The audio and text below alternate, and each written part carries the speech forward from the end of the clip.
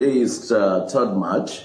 These bills were presented to the House and the Senate on 3rd of October 2024 by Mr. President, His Excellency President Bola Ahmed Tinubu, GCFR, with the aim of bringing in a new tax administration, a new policy that will enhance more revenue for the country.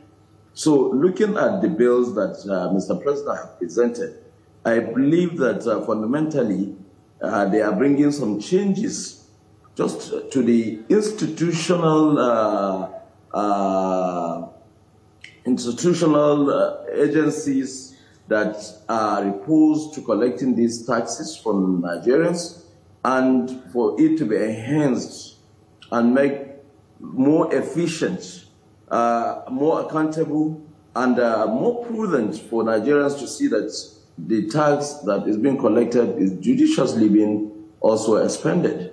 So I believe Mr. President is in the right direction, and the National Assembly too have really studied these bills, and we believe that it's a necessity.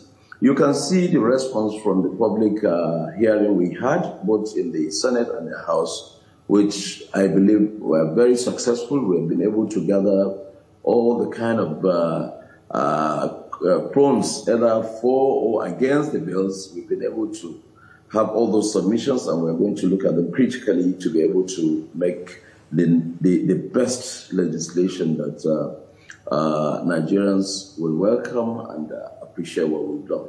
Okay, I think it's quite commendable, these tax reform bills, but we begin to have some caution from some organizations, like we said earlier. A particular faith group is asking that there should be some delays. For instance, they're asking that technology should be delayed.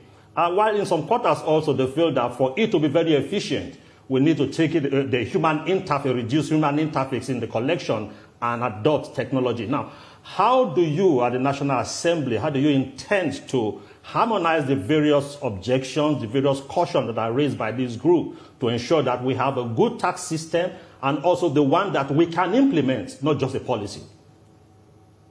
Thank you. You see, what it is like we are having four different bills which they all interrelate. And we as legislators, we believe that if we consolidate these bills into one, we'll be able to bring a legislation that is going to be near perfect for this country. When people are saying we don't need to adopt technology immediately, no, you see, everything has a phase. And I believe that when we are able to pass these laws, we should be able to also require whichever agency, if it is the Nigerian Revenue Service, to start adopting technology. I mean, there is no reason for not adopting technology to this. Because when you look at other countries that have adopted this system and what we are trying to also do, look at simple example, look at South Africa today. South Africa, in population, there's just about 45 million people. We are over 200 and something million people. When you look at the resources South Africa has and you look at the resources Nigeria has, you will see that when you compare to our GDP and then the tax to GDP ratio, you will see that ours is very low, very, very low. If you compare other African countries and other climes, you will see that Nigeria, we are not yet there. Where our tax to GDP ratio is very, very low. Our revenue is seriously under. I don't know how to put it right, but I can tell you that the revenue we collect is far less than what we're supposed to be collecting.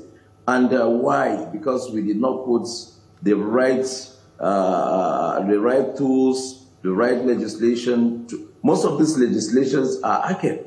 There are legislations that have been enacted almost about more, even they are advanced Nigeria. There are laws that were enacted in 1959, and we are still having them. and when the world is moving in the right direction, I mean, technologically.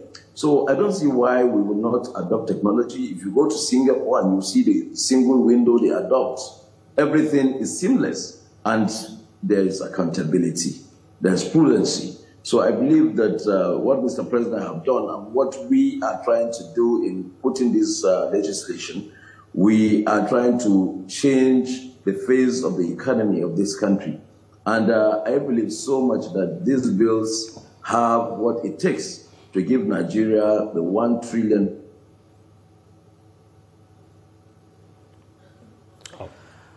All right, Senator Sani Musa, we'll come back to you, but we'll take this quick commercial break now. The conversation continues after this break. Stay with us. Life is